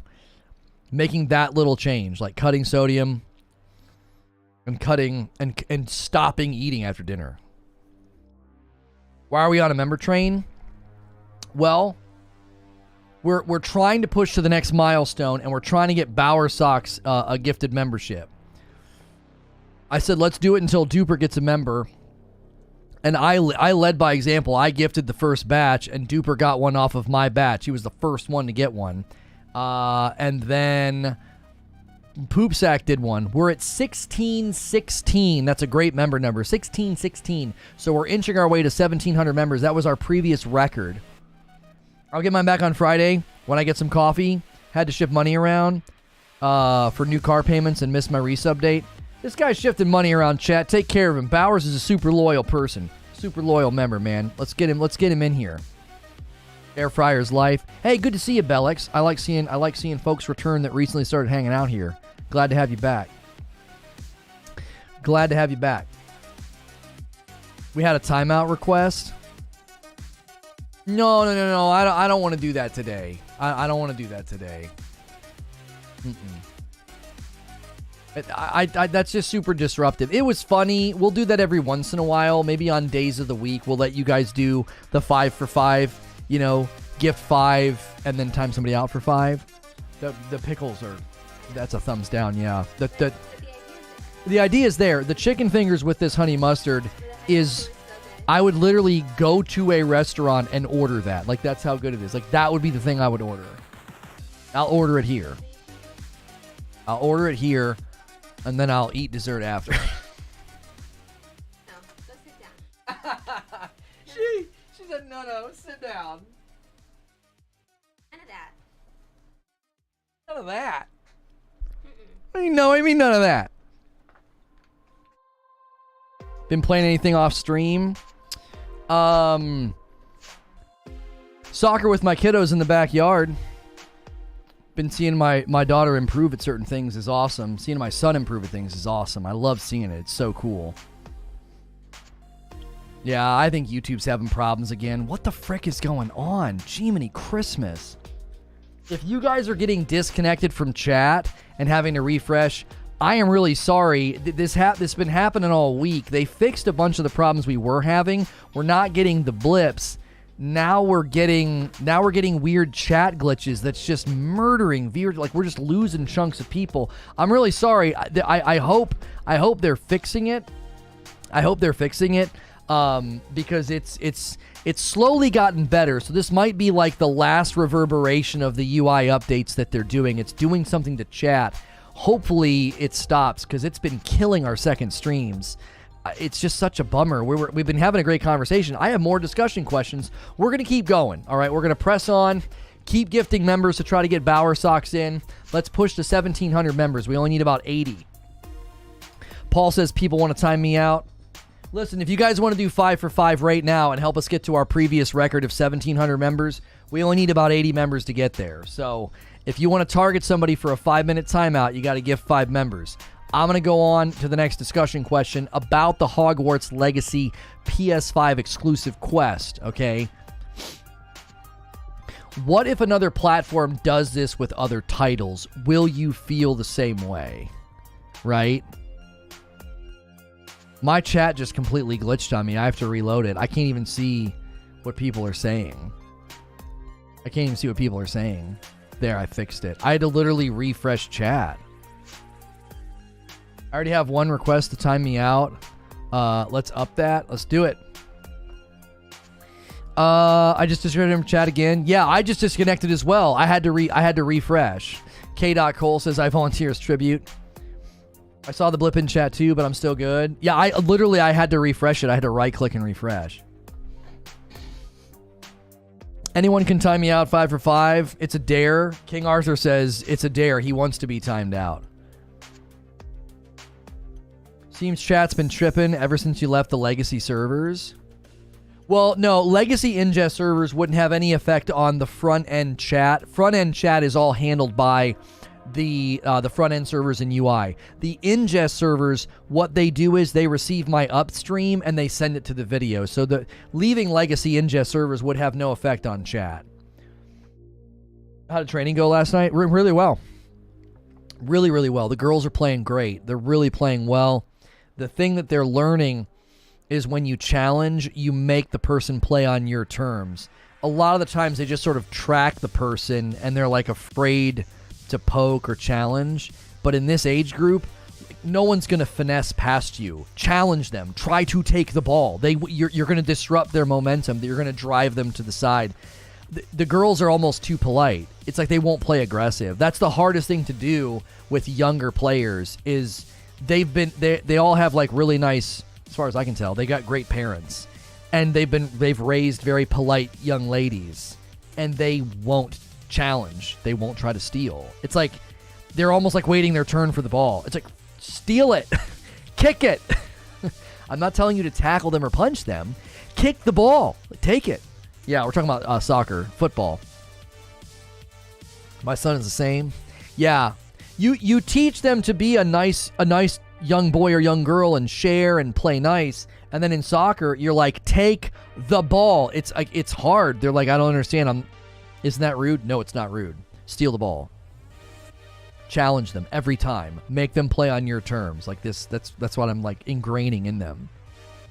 You are allowed to challenge and steal it and kick it. If they get upset and cry, that's their own personal issue. Steal the ball.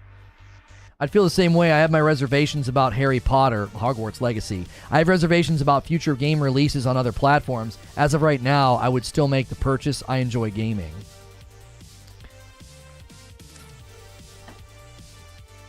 My stepson plays hockey. They're not nice when they put the skates on. That's right. Yeah, take the ball, but you said not to take that. What's not mine? That's right. My daughter was worried about hurting someone in her games. She hit someone in the face with the ball, and it gave him a hug and apologized. Yeah, that's always sweet when someone gets hurt and they feel bad. That means they have a good heart, but you're still allowed to be aggressive. You can be an aggressive Care Bear. You know what I'm saying? The Care Bear stare was pretty aggressive, man. Get out there, get it done. But you can still be a Care Bear and be kind. As an adult, I look back on the idea of teaching your children to share as a bad idea. I think there's particular contexts where it's a bad idea, because I think selfish children can demand that you share with them, and that's not when you share. A willingness to share and be generous is not the same as letting a stingy, grubby-handed little brat take your toy. That's not the same, no. If you're playing with it, no, they don't have to share it. You can wait your turn. That's not a good... There's good and bad sharing in that age group. There's good and bad sharing. Bad sharing leads to, like, basically little bullies, little brats being able to take a toy from a nicer child. I don't stand for that. No. Wait your frickin' turn, bro. I wouldn't say that, obviously. I'd be like, no, you have to wait your turn. Just because you want it doesn't mean you get it. Like, that's life. Suck it up. You can't teach aggression, it comes. Yeah, there are some kids that just don't care, Prosy. They're just like, if I get the ball, I get the ball. You know, and then there's other kids that are like giving every inch of their body to the sport. They're sweating, they're panting, they're running as fast as they can. You know, you're right. Aggression sometimes is either there or it isn't. That's true.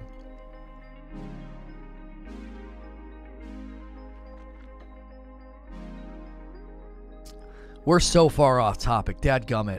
These frickin' blips, man. It just... I don't know what... I'm doing my best, but I feel like we can't get back on course. I feel like it's lost. You should develop into a monster and then learn how to control your monster. Yeah. I think some of his takes on that can be helpful, but it's got to be age appropriate. I'm trying to coach my kids to get aggressive, and I had a parent yell at me because he thought I was teaching his kid to be mean. My response was that his kid can ride the bench all season then. Yeah, like, all the parents, I don't think they dislike our coaching. One week I heard one of the older sisters say, they're only 8 or 9. They're only 8 or 9. Why do the coaches have to yell so much? And it's like, we're not yelling and being mean. None of the girls are getting upset or scared. We're yelling so that they can hear us. Like, they can't hear us. No, I've not pre-ordered.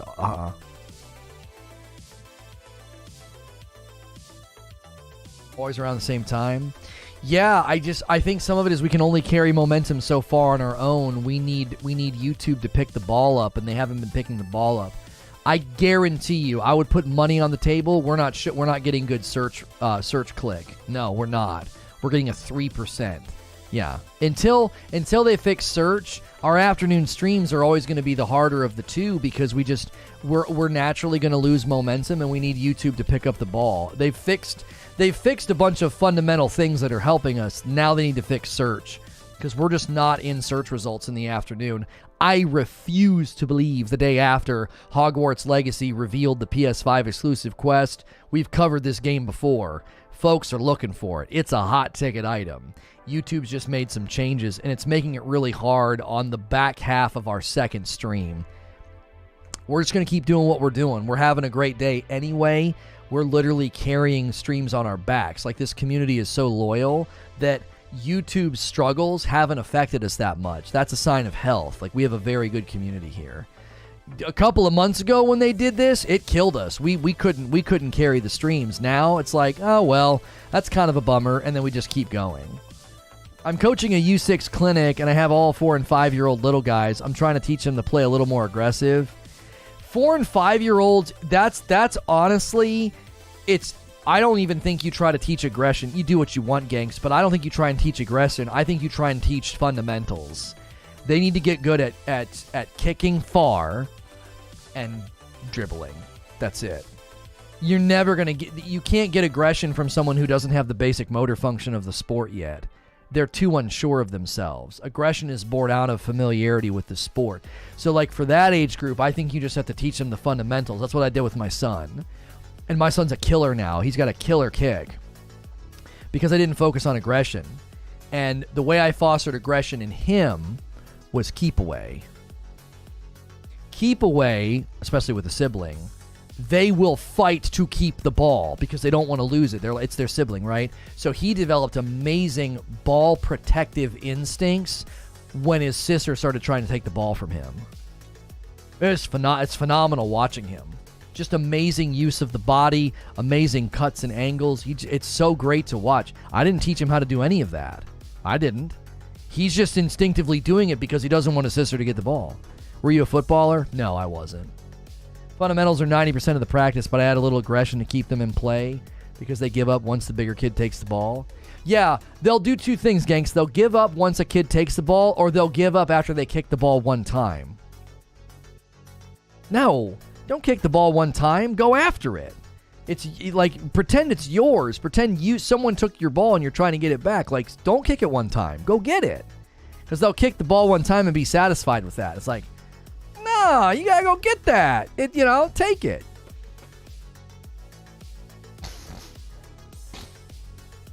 You know how kids learn soccer in Brazil? I do not know how they do. If you guys are tuning in for Hogwarts Legacy news or the latest Hogwarts Legacy PS5 exclusive, we have been discussing it rather extensively. We're a little off topic because YouTube was having some problems and we lost a lot of people. And maybe you're trickling back in. If the chat was glitching out or acting crazy, I'm sorry about that. It does seem to maybe have stopped doing it. I think you just have to refresh. We're off in left field, no pun intended, because we're talking about coaching soccer. They give them a ball, explain the concept, and they let them kill themselves. Just go at it. They let boys and girls play the same sport these days. Lewis, in the program my kids are in, it's co-ed until 8 and 9. So 4 and 5, and then 6 and 7, those are the age brackets. 4 and 5, 6 and 7. Those age brackets are co-ed. Girls and boys are playing together. Once they get to ages 8 and 9, they separate them because this isn't controversial, but it feels controversial. The natural instincts, speed, and play style and aggression of 8 and 9 year old boys is not the same as 8 and 9 year old girls. Like, I had an 8 and 9 year old boy game happening right behind me, and then our game, brother, it's a different universe. It's not the same. I mean, the speed is different, the aggression is different, the yelling and the coaching from the coaches is different. It's worlds of difference. So the girls have a more opportunity to flourish by not being co-ed. It would, sadly, they wouldn't get to play as much if it was co-ed because the boys would just be faster and more coordinated and better, and they would never get the ball. Right now we struggle with that. Like if you have one strong player, they're running the show and nobody else gets the ball, right? So sometimes we have to take the good player and put them on defense so that other people have an opportunity to flourish. So 8 and 9-year-old girls have more of an opportunity to flourish in the sport if they're not playing with a bunch of like dirty, grubby, sweaty boys who are playing like it's a tournament and they're just kind of trying to figure it out still. Now, there's a tipping point, right? There's like a tipping point. During certain ages, girls come out ahead with coordination and strength and speed, and boys fall behind. 8 and 9, there's like this big divide. It's like, holy frick, it's different. The speed and coordination and ability is just dramatically different. So they depart at that age group, and I think it works really well. I think it makes people, they're just more comfortable. They don't have to worry about that rivalry that, you know, you'll start to sense at those age groups, you know. It's just, that's not a distraction on the field. They can just play ball. Anything to do with girls maturing quicker? Yeah, it's a tipping point. Because when you get to like when you get to 10 to 13, girls just jettison out ahead of boys. Ages like 10 to 13, they blast out ahead. With coordination, the ability to perform well in school, all of that. And boys are like, I don't know what's happening to me. And they like almost devolve for a little bit. And then boys catch up 16 to 19. Like they catch back up. But 8 and 9, there's this departure. Boys are just being more rough and tumble and more aggressive and playing stronger, and girls just aren't.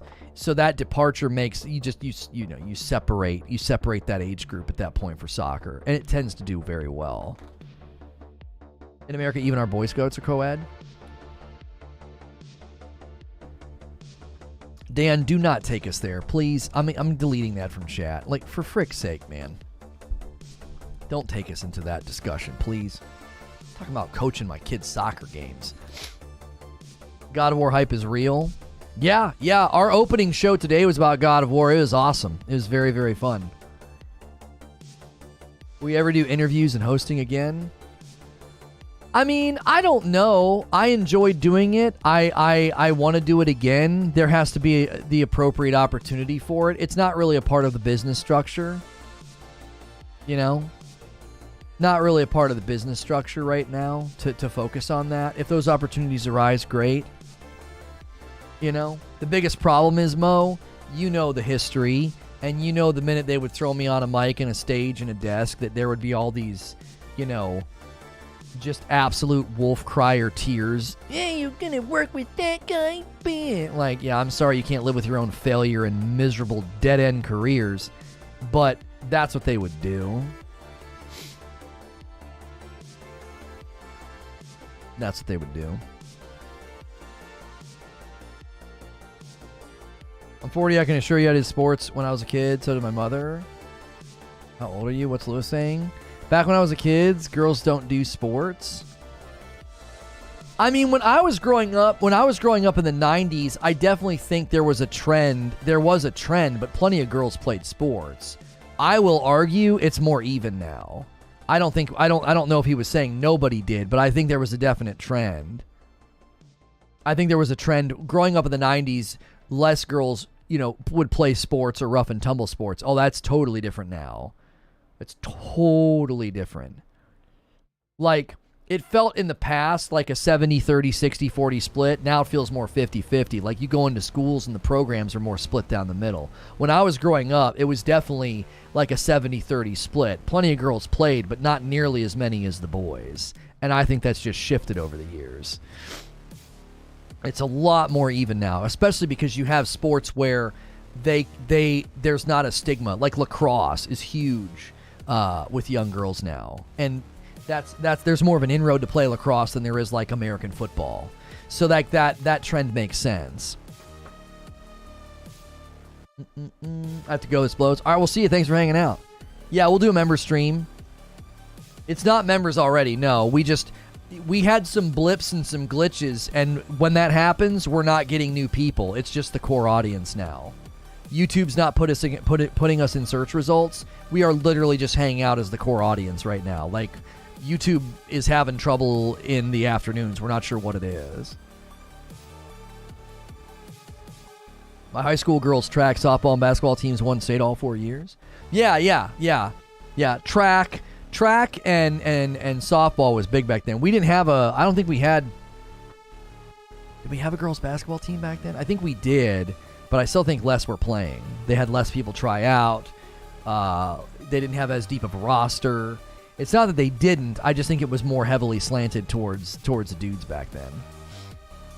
It was a numbers game. It wasn't that we didn't have the programs. It was that way more boys were going out for the teams. So, you didn't have a toe ball program? We did.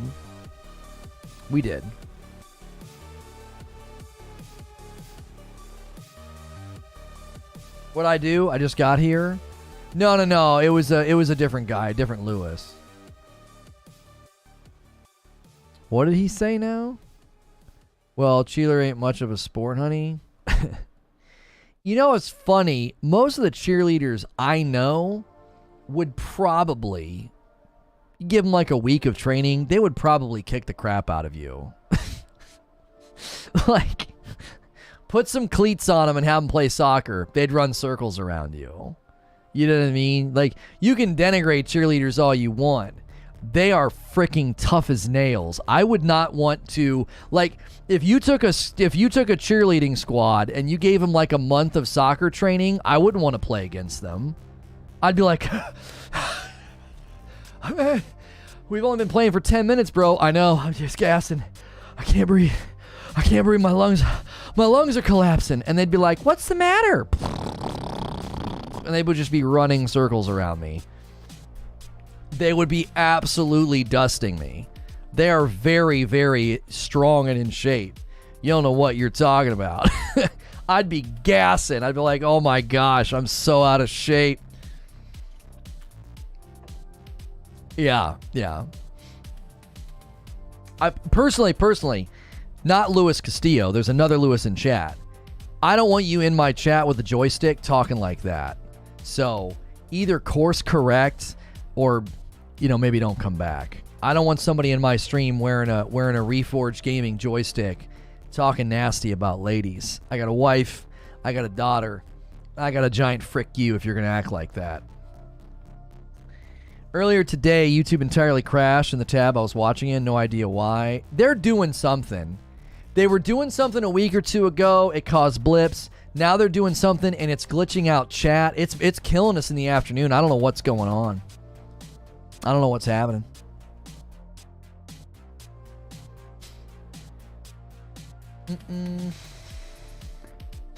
Did the Madden game take cheerleaders out of the game? I don't know.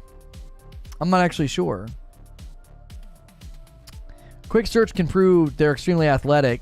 Cheerleading is extremely physical. It's super competitive. Oh my gosh. It's super competitive.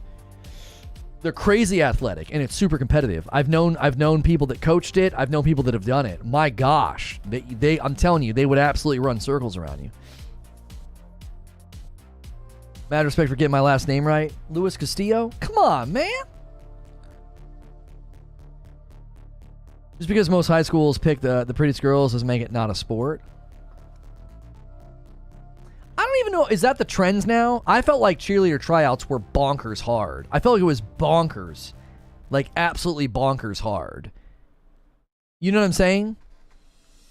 I didn't feel like the cheerleading squads I saw, I didn't feel like they were doing the cliche pick the pretty girl thing. That's like a movie trope. That's a movie trope. The tryouts were ridiculously hard. I remember at least one school, they had to change the tryouts because girls were getting hurt. It was so extreme. Somebody got hurt, and they were like, we got to change this. Like, somebody got hurt. I don't think they were, it's not a beauty pageant, bro. It's not. All right, frickin' frick. We're not killing the VOD. The only people that watch this far is the core audience. We're not killing the VOD, for frick's sake. I don't buy into that mantra. We're literally streaming to the core audience. The only way someone's watching 1 hour and 43 minutes of this video is if they're the core audience. YouTube? Oh, that's true. Okay. Hogwarts Legacy. PlayStation 5 exclusive. Hogwarts Legacy gameplay. There, I fixed it. We got to get out of here, chat. Hang on. I got to set everything up. I always forget about that. Yeah, no, I always forget about that. I forget that they listen, and they're going to be like, man, for 45 minutes, they didn't talk about Hogwarts Legacy. They didn't talk about Hogwarts Legacy for like 45 minutes. It does hurt the VOD's discoverability. Are you pre-ordering? Yeah, I'll pre-order Bellix. I will. I will. All right, hang on. I got to schedule. What is it? It's Wednesday? If you guys enjoyed this Hogwarts Legacy stream, be sure to smash the like button and show the video support. I've got a great video for you, and it's about PlayStation 5 exclusivity. It's related to this Hogwarts discussion. I reacted to Yong Ya's video. He did a video about this subject, about the exclusivity in Call of Duty on that, and all of that. And I found the content to be lacking. I didn't think it was particularly good. And so I'm going to take you with me. You're going to come with me, and we're going to watch it. We're going to watch that video. Let's see here. Dadgummit. I think when I do this, I can't see the planned frickin' stream. Yeah, that's so frustrating. They make this so hard to navigate as like a multi-channel person. Like I have so many channels, and they make it ridiculously hard. When do you have this scheduled for? 3:30? Okay. I'm going to back it down to this. Set a premiere. Now, guys, we are not always going to do this, by the way. At some point, we're going to need folks to support these videos without us rating them. We're only going to do this. It's pre-recorded. We're only going to do this. We are only going to do this for like one more week. And then if you want to watch my reaction content, you're going to have to go watch it on your own, okay? We're not going to keep doing this. We're going to do this for like one more week to try to help that little channel get started. But we are not going to continue to do this, all right? So I'm going to take you, I'm going to redirect you. I'll put a link in chat just in case the redirect doesn't work. And then when that redirect is over, it'll bring you guys back here for members only, okay? If you're a brand new member, this is a great reason to get into the Discord. YouTube's supposed to be getting better about notifying you about members only content, but that's a great reason to be in the Discord, right? So I'm going to take you over with me right now to watch my reaction to Yong Ya's video about this situation. So be sure to watch the entire thing. And then when it's over, it'll bring you guys back here for the members only stream. A lot of new members today. The members only talk show is a blast. I'll see you then. But for now, click the link or ride the redirect to go watch my reaction vid.